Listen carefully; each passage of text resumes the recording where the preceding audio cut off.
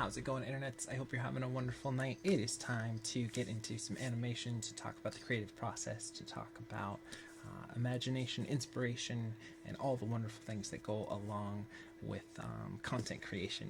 And without further ado, today's inspiration comes kind of by way of Mr. Brian Dunaway on Twitter. And he mentioned that Humble Bundle is having an awesome Jim Henson inspired sale, and so I picked up a couple of those and I figured I'd share those with you. But before we get in there, here's a couple of great quotes I found from Jim Henson. If you're not familiar, he's the guy behind The Muppets, Sesame Street, The Muppet Show, The Dark Crystal, a bunch of amazingly creative things, mostly to do with puppeteering, but puppeteering has a lot in common, especially with 3D animation too. So anyways, here's a couple quotes from him. "Life's like a movie. Write your own ending. Keep believing, keep pretending." And the other one I found that I really liked was, "If you care about what you do, work hard at it. There isn't anything you can't do if you want to." And I thought those were just great, just really, really inspiring quotes. I really like this one about life's like a movie. And I think that's really true too, that there's a lot of control you have. You can't control everything, but you can definitely control what it is you put your time and your effort and your money and just all of your enthusiasm and everything into.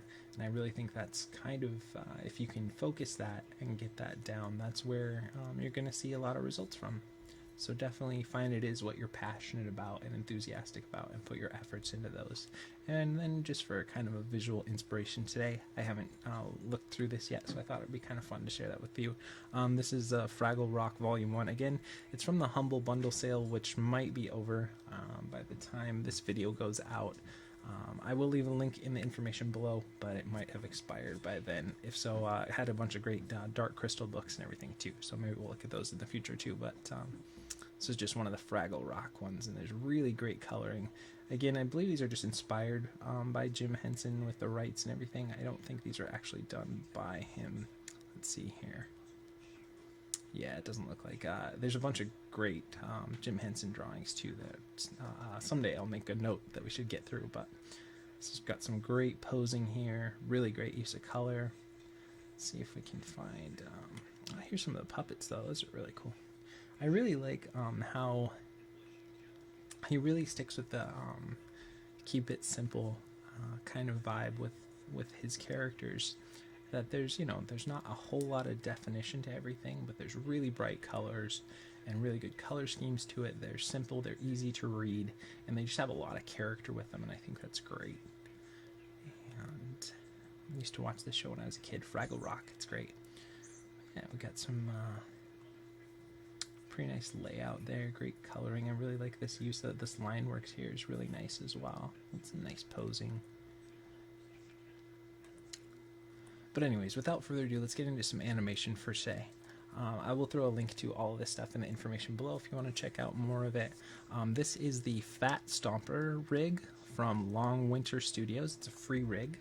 It's not from Creative Crash today, but I will leave a link for the information below. And as of right now, this is a free rig you can grab. I'm not sure if that's something they do all the time or not. There's a couple rigs that you can grab for free, and they also just did a demo of a new rig that I was maybe going to try that one out, but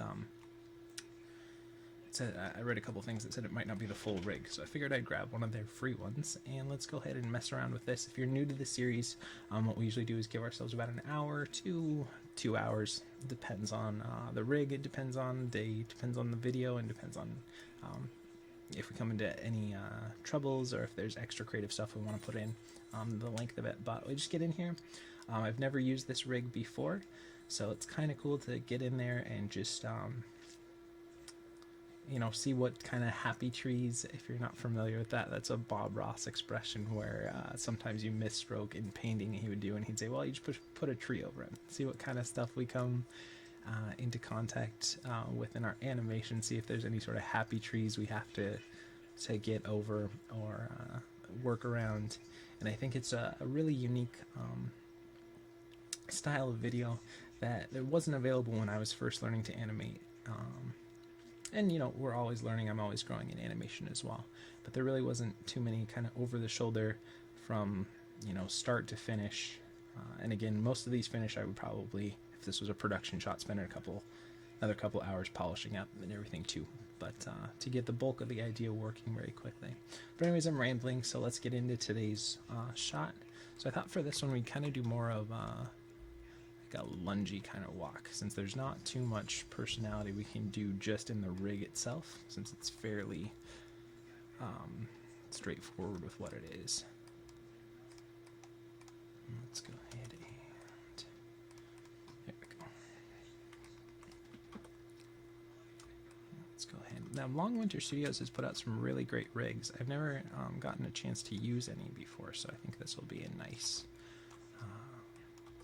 opportunity to get into their rigs. I've liked a lot of them. I've seen some animation by other animators, and I really liked everything that I was able to see from there. Let's go ahead and, here we go, lower this just a little bit. I know it won't be on the ground right now. Actually, let's just go ahead and turn it off for now, because those feet controllers are getting hidden by that. Let's go ahead and turn it off. But the thing that I liked with a lot of the animation that I've seen from different rigs, people using the Long Winter Studios rigs, is that they seem to animate very, very well and very easily. So I think that'll be nice to get into. We can kind of push our posing a little bit more as well. I was thinking more of kind of a lunge idea for this one.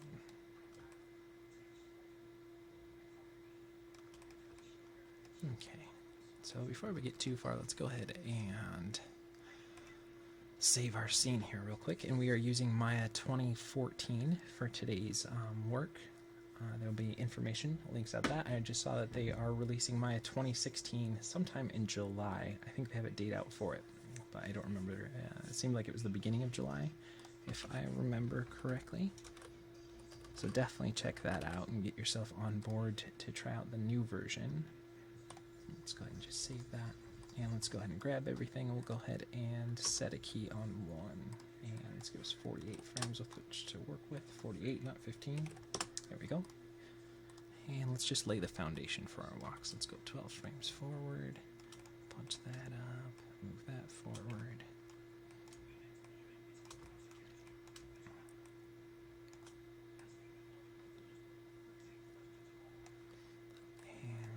Let's grab this guy, set it at 12, and then we'll drag that forward.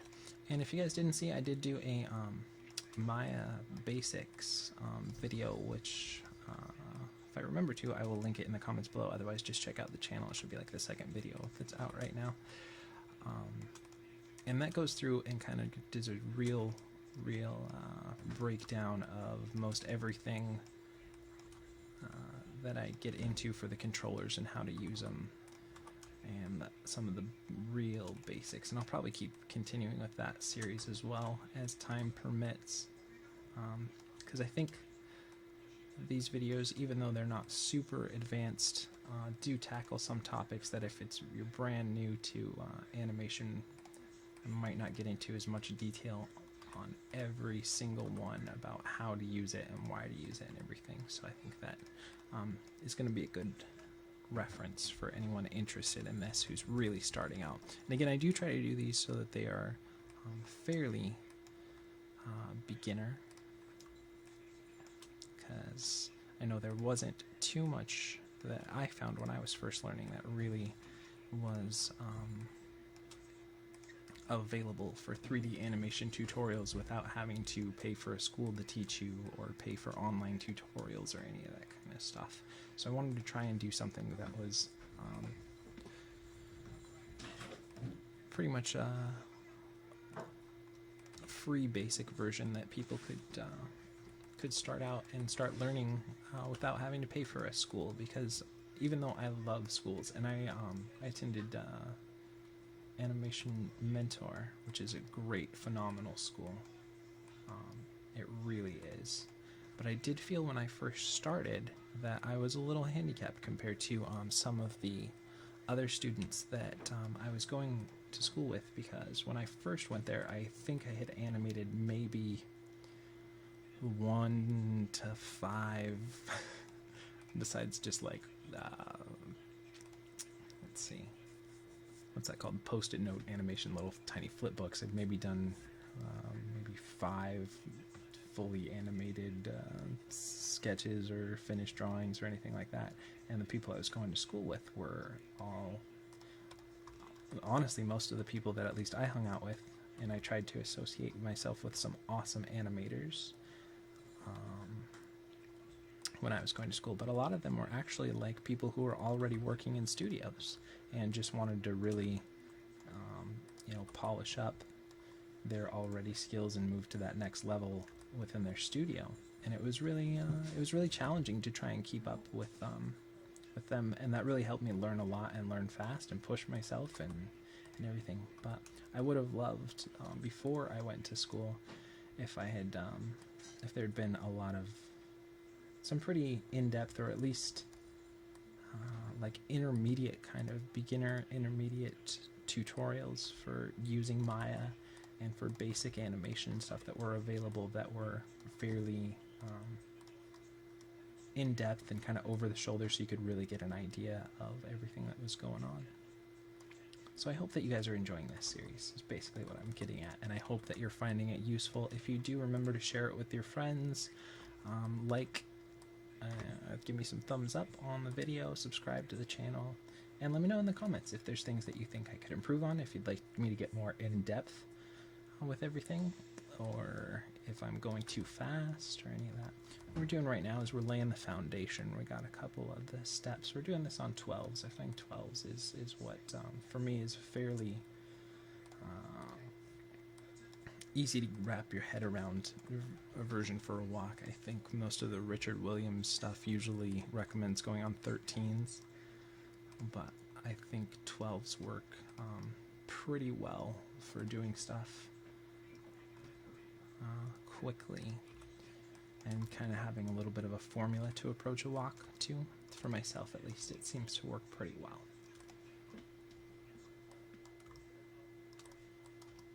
And now we're just going to add a little rotate in the hips to favor the forward position. We rotated it so that the hips would favor that forward planted foot, and vice versa.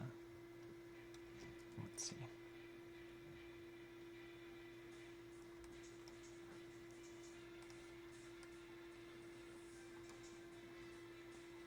But I think what we're going to do for this one is actually raise the hips up here, and our lowest point to be here. I want to play around with the up and down, but let's get more of the foundation here. I think I want to have almost like a double bounce, but not quite.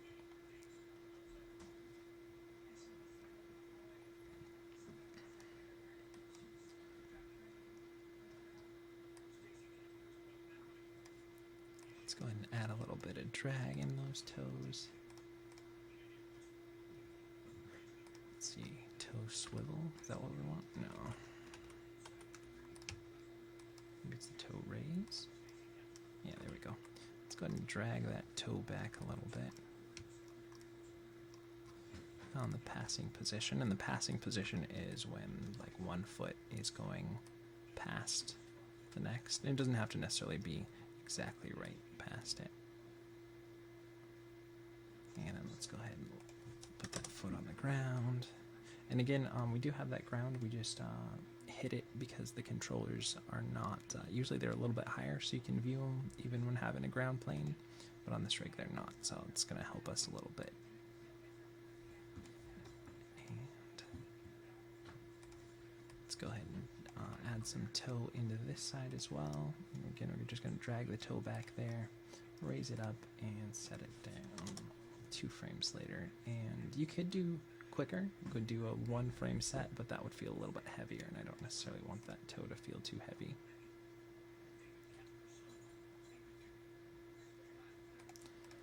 And let's go ahead and grab this guy, drag that toe back, and raise it up. So far this is a pretty, I really like this rig, because of the thicker legs too. You don't get really a lot of knee pops with some of the smaller rigs like the Goon rig or Stewie from Animation Mentor. They're really nice rigs and they teach you a lot, but you do have to definitely spend a lot of time on those knees to make sure that they're not popping too much. But with a lot of these ones where they're thicker, you don't get a lot of that, which is nice. But you still want to make sure that your body mechanics are working really well too. And let's go ahead and get into the up and downs here. Let's just keep what we have right now. I think I will go in and add an extra favor to this, where we're favoring the up position and the down position a little more. But for right now, let's just keep it with what we have, just so we make sure that's working. Let's see.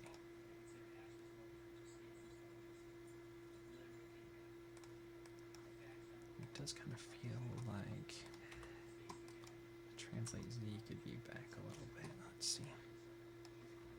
Just want to kind of keep it consistent. So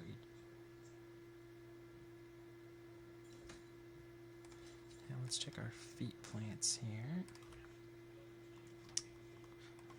And they're pretty consistent. Let's see, it goes from pretty much a little bit, maybe that's -1 to about 24.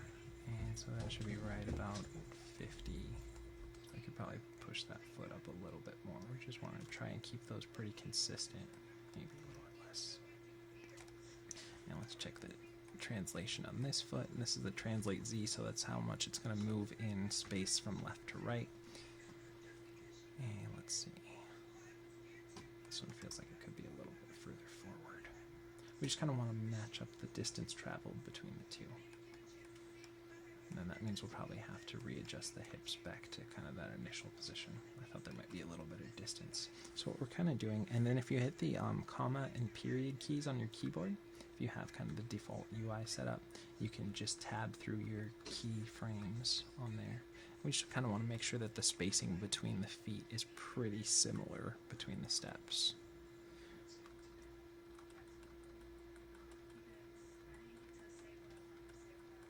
Okay.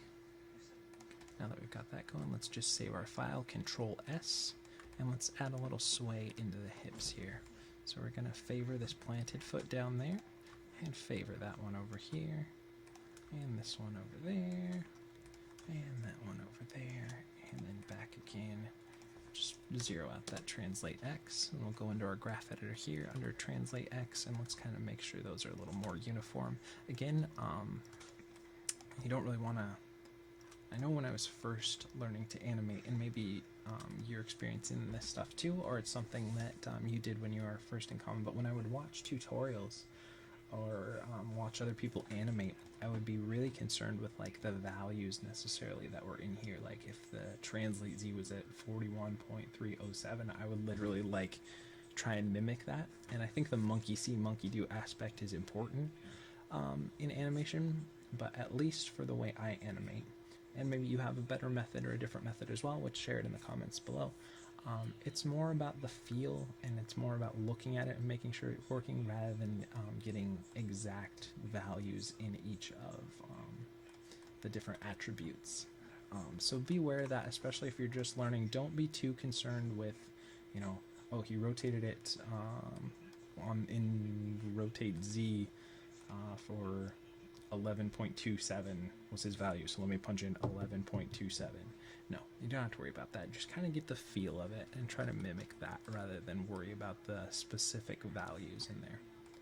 And I hope that's a helpful tip. I know when I was first learning, I really wanted to go in and I try to mimic my graph editor to look exactly like their graph editor. And again, when you're first learning, you do kind of want to do a bit of monkey see, monkey do, but I want to instill in you, if I can, that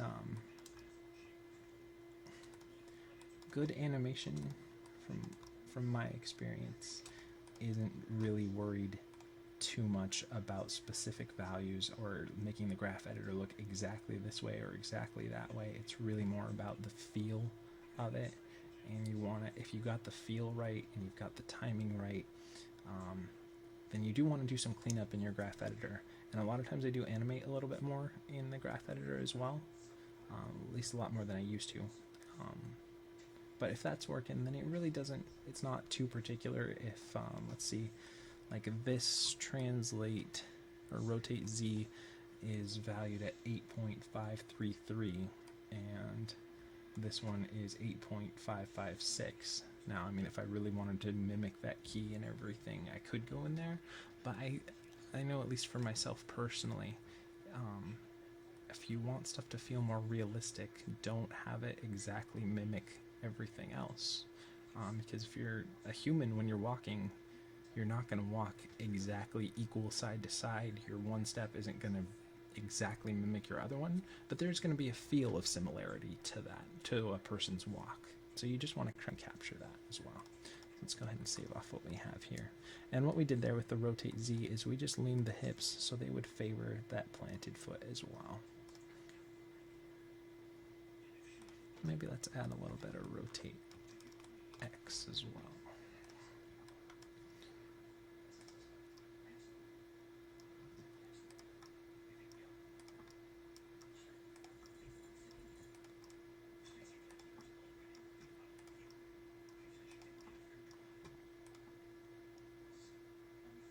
That might be a little too much.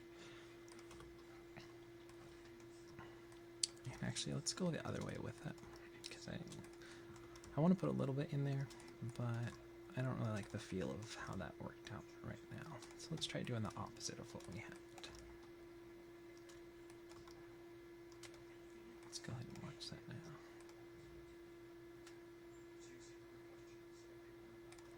And then let's go ahead and switch it back, but just at a lower value. That looks a little bit better. And now I think I want to break up the translate Y's a little bit more. So we'll have it raise up there and go down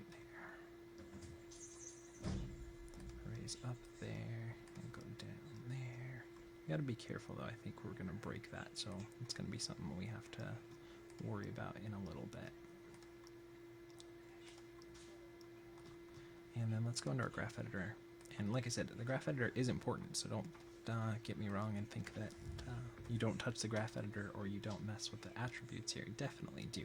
But just don't worry, especially when you're first starting out, about really trying to mimic that stuff. Try and mimic the feel of animation. There's a great discussion, which I think is still on YouTube, from one of my heroes in art and animation, Don Bluth, about the importance of monkey see, monkey do. And that concept is basically, when you're first learning, really just try and find the people or the studio or the inspiration that you really like and try and mimic that as best you can. And you'll learn a lot from that. I know for myself, I usually do kind of exercises when I don't sketch as much as I should. I do draw a lot, but I don't just sketch because I'm kind of have a lot of OCD. So it's hard for me to quick sketch, and that's something I need to work on for sure. But one thing I do when I want to practice my line work and I want to practice form and all that stuff is I grab a book or an inspiration that I really like,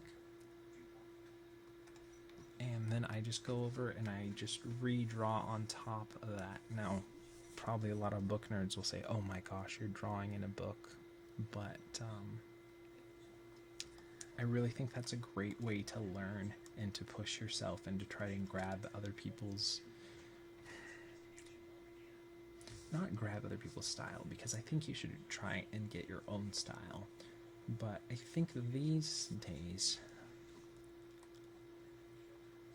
your own style is really like a mix of all the styles that you like, I think is the best way to your unique view. So I think it's good to try and push that as well, because no one's going to have the same thing as you, but there's definitely, especially when you're first starting, there's a lot you can learn from other people, and to try and kid yourself into thinking that you're going to learn so much by not studying what's been done before, I think is a definite missed opportunity there.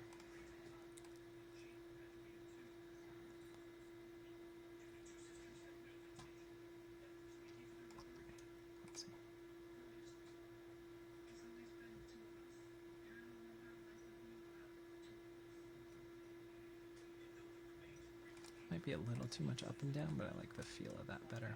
Now, how we approach the up and downs for this walk versus our other one is we have, instead of just basically the up position being the passing position and the down position being the contact, or vice versa like we do in a lot of our walks, just because it's a real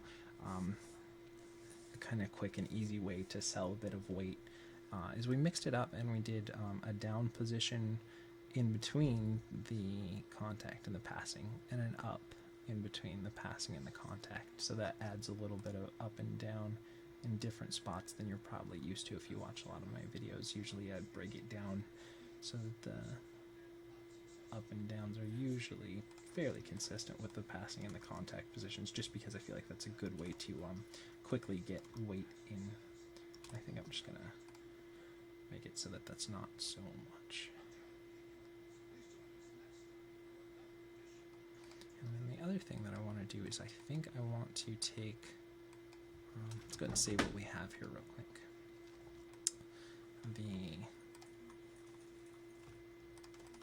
up position on the steps and move that back about 2 frames as well. So let's go ahead and grab this, translate Y. That'll make our steps feel a little bit heavier as well. And let's grab this one, and we'll take the translate Y and move it back 2 frames. And this will add a bit of weight to our feet, and how that will do that is we have 2 less frames, so less time and more distance that's being traveled between the up position and the down. So where before we had 6 frames to go from our most upward position to our down, we only have 4 frames, so that'll make it feel heavier on those steps.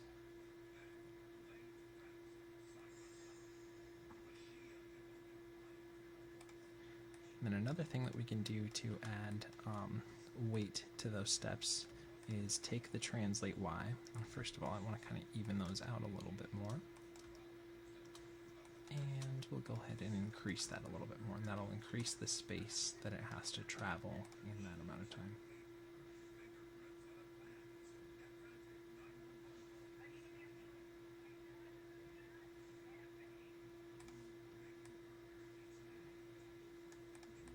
And let's play around with rotating the feet back up so they can kind of stomp down. We'll see if we like that or not.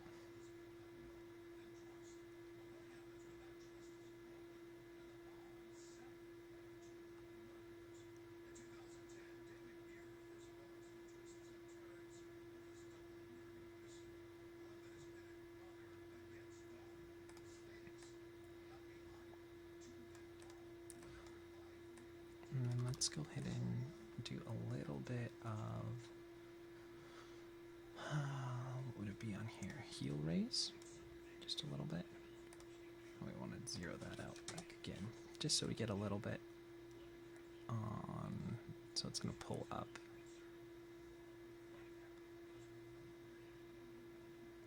And it raises up and it slams down.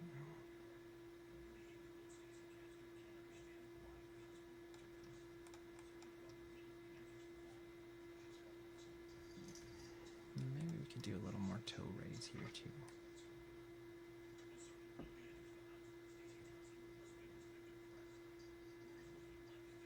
Let's watch that now. And now I think we're going to take the toe raise and we're going to shorten it 1 more frame just so it is a little bit heavier.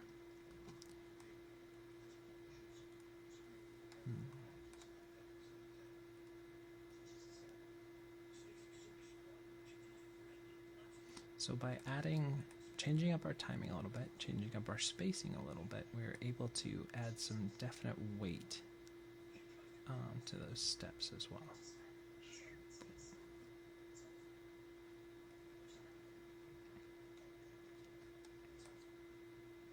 And what we want to do is grab this and do a little bit of toe raise like we had it before.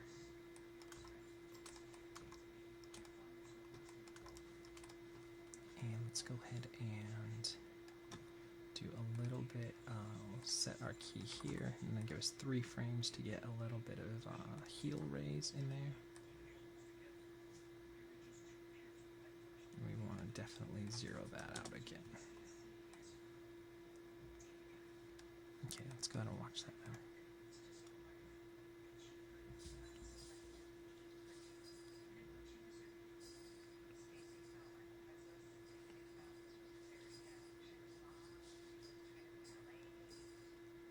It's pretty good.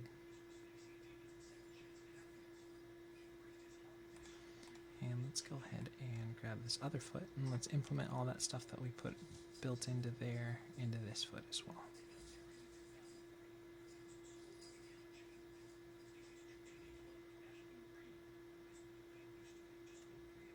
So that in mind, we wanted to do a little bit of heel raise. That's what we already had built in there.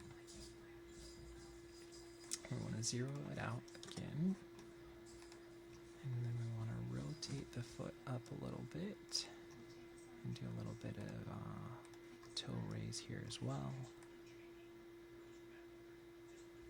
and then we want to zero that out, and we can delete that frame. Then we want to take what we have at 21 and set that, and just hit S on our, reselect it and hit S on the keyboard to set that frame. And then add a little bit of heel raise in there again. And we'll go to 33 here and we'll rotate that foot up. Add a little bit more toe raise there. We did not zero out the heel raise, so we want to do that. Otherwise our rotate X and our heel raise are going to be competing against each other, where the heel raise will make the foot arc this way, while the rotate would play against it or play into it, and we want to zero that out. So we're just playing with one, either working just on the heel or working just on the X. If you have them competing, you're not going to get as solid of animation or as easy of a way to control that as you should have.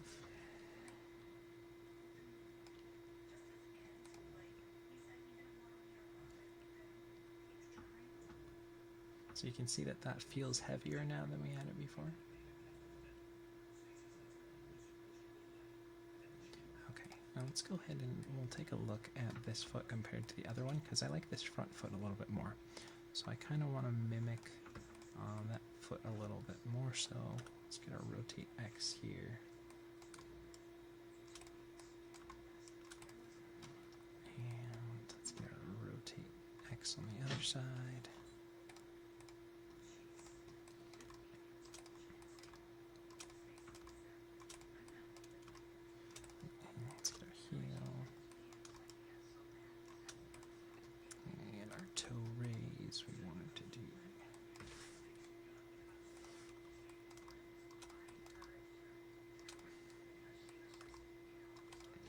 Go ahead and watch that now.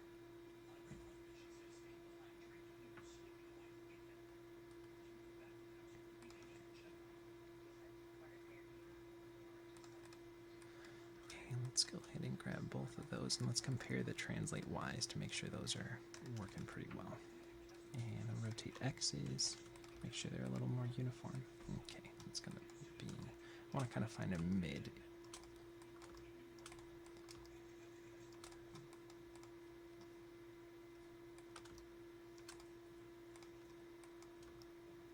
So there's a little more, not exactly equal, but uniformity in the steps. So when they vary from left to right, that feels a little bit better.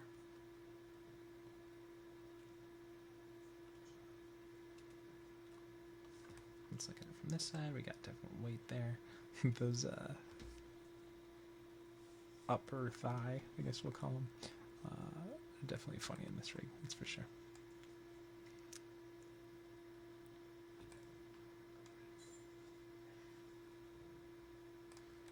Let's see if we could, what's the jiggler? I don't know. Let's be careful that we don't have something on there. Look at it from this side. Okay, not really sure what that one does, so I'll just leave that off, but I think we could add a little bit of squash there. I think that'll add a little bit of life here. So So I'll have it raise up and squash down, and I think we'll delay that probably a frame or so. And this is way too much, so we'll definitely scale that down. But I think that could add a little bit to our stuff. Okay, so first of all, let's minimize that movement a little bit. Now there's a couple ways to do that. You can grab each of the keys and, you know, squinch them down. Is that a word? Squinch? Squash them down, move them closer together. Another way to do it is to grab everything and then hit the R key on your keyboard and then just middle mouse button, and that'll move them together. And R is the, what do they call this key here? Oh, come on. Why aren't you doing it? There we go, the scale tool. I'm so used to doing everything. I don't always remember the names that the program chooses, but you do want to go back to hitting W, which is your move key. I don't always use the names that Maya says to use, so bear with me. I just am used to, what, you know, that one icon or that one key. It's kind of second nature for a lot of this stuff for me. That, yeah, let's go ahead and delay that 2 frames. And that'll offset the timing from the movement.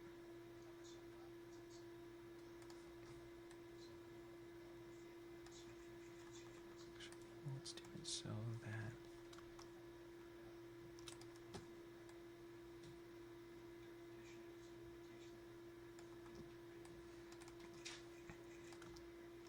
let's try that.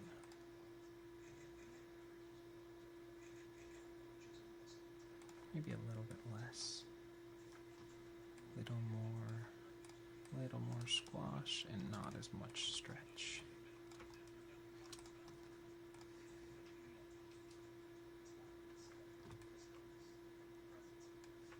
I was thinking that the squash would maybe be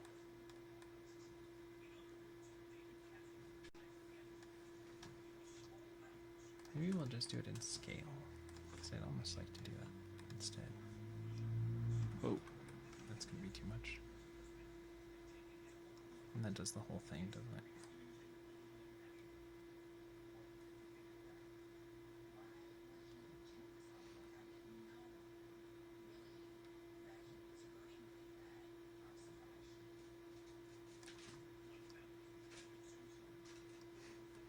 This might be too much, so I might have to get rid of this, because it looks like it even lifts the foot off the ground.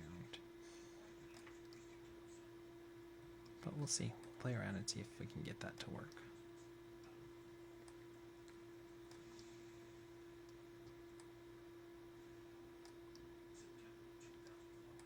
And again, don't worry, we will fix that up.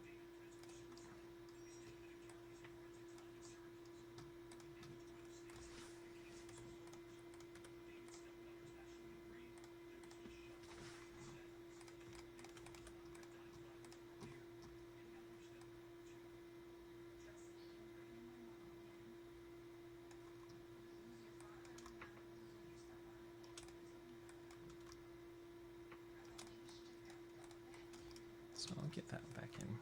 We at least have a key on the right frames that we want. So let's do just a teeny bit. Teeny bit. It's like in cooking, you know, you just want a pinch of salt. Not a lot, just a pinch of this. And this is already going to be too much, I'm sure. Because we've got, what, 0.01 value changing in the scale. And that just should add a little bit more weight and variety in the squash and stretch if we do that. If we can do it right, and if it'll work. So let's see.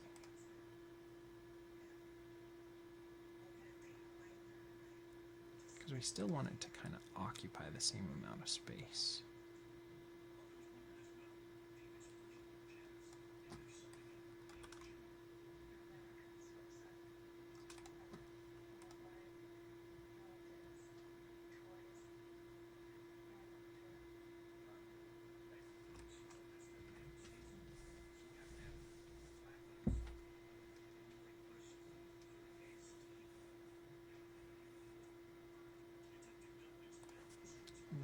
Maybe a little less.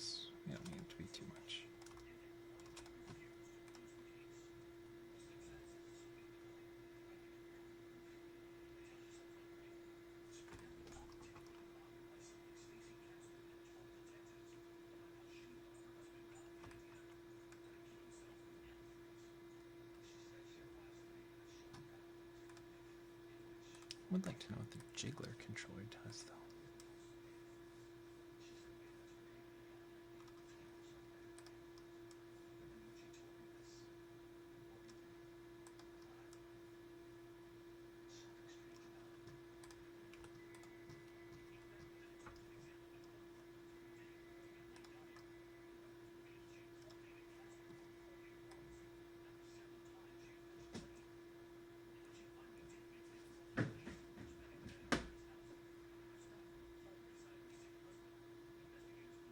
I think it just does that kind of dip out on the hips.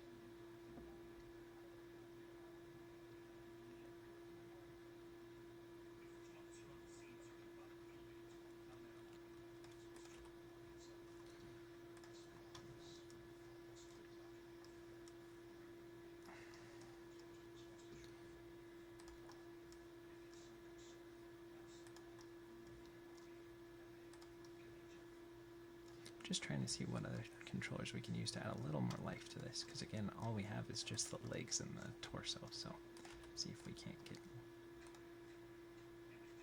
That feels a little better.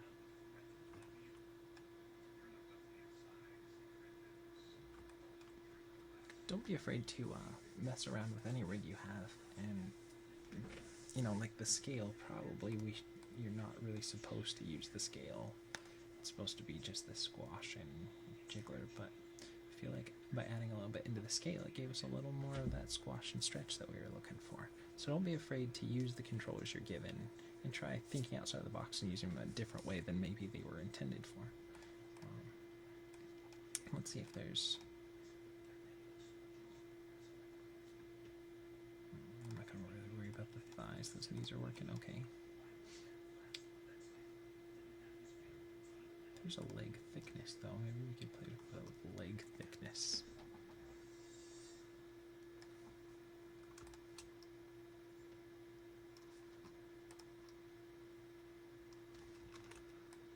So it would be like thickest at 6 and thinnest at 18 and 30, just because the weight would be there. 40 tier, and then back to 0. Let's see if that works. See if we like that or not. Just so like when it's at that, and the weight is pushing down on that foot, the thickness of that leg would go up a little bit more, and the thinness would go down as it's lifting up because the weight would be there. Might be a better way to sell the weight there. Yeah, you don't really see it, but I think you can feel it a little bit.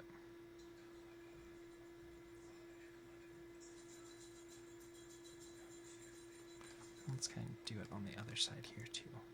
But on this side, it's just going to be the same idea, but it's the opposite. It's going to be thin there, and thick there, and thin there, and thick there, and then back to normal.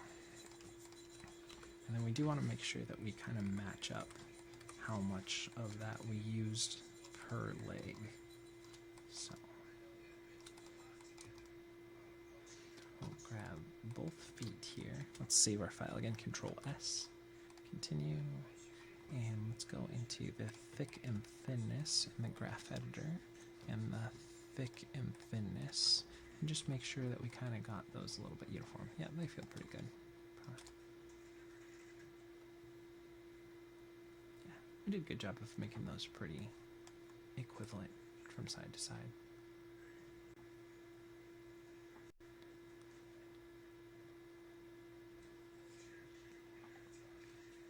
Alright, I think I'm liking where that's at for right now. I think those the butt cheeks or whatever on this controller are just really outrageous. They're very large and floppy, so it makes me laugh. Like the little bit of squash and stretch we were able to get into that top. I think that was kind of needed to give that some sort of character besides just kind of a swivel. I think we've got some weight in those legs. They're not too stompy, but there's definitely a feel of weight to them. We varied up the translation Y, the up and down positions on the hips, and I think that helped us sell that there's a little more weight there. We added some extra actually, you know, no, it's working. I like it okay. I was going to say we should go in and reposition the translation on the feet, but I think they're working pretty close to what I like. So let's go ahead and put that ground layer back on. Let's let's save our file here again. And let's go ahead and turn our NURB curves off. Let's go ahead and we just want to do that just so we can get change our camera angle, which would be hold down Alt on your keyboard and left mouse button. Just kind of want to find a little bit of variety just so we can get a little bit of silhouette from that leg versus the ground. Let's go more.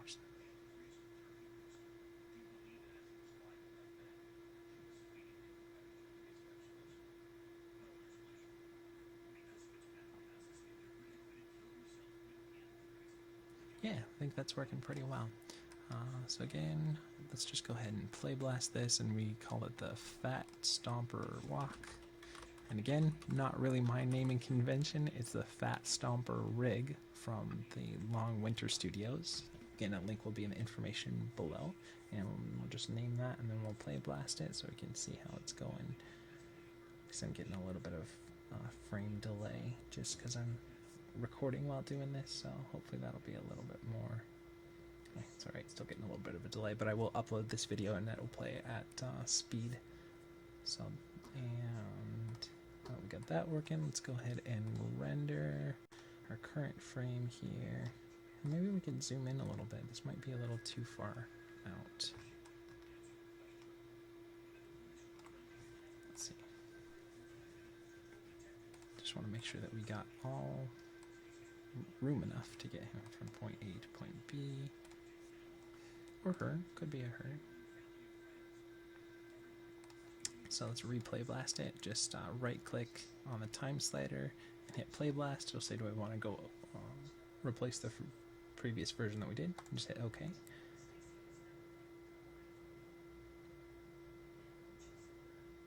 Overall, this is a great rig to use. I don't really, aside from just being very simplistic, I would have liked to have a head and arms and or wings or something more, but it gave us a chance to really get in and play with the feet a little bit more than I usually do with some of the other videos on the walks. I think that was a nice alternative as well. But overall, I would say, you know, if I just had to rate this rig, it would be right up there with some of my favorites as far as the ease of use and ease of getting into it. And let's go ahead and render our current frame here. It's fine. Let's see, image. But yeah, I think with that in mind, I'll just take a second to save here. I hope you guys enjoy these videos. If you do, remember to throw me some thumbs up. Keep in mind all that amazing Jim Henson stuff we talked about at the beginning, and I think I'll just read those over one more time. Life's like a movie. Write your own ending. Keep believing and keep pretending. If you care about what you do and work hard at it, there isn't anything you can't do if you want to. And I think with that, that's some great inspiration for the day. So with that being said, we'll see you tomorrow for some more animation and looking at this creative process. You guys have a great day and a great night.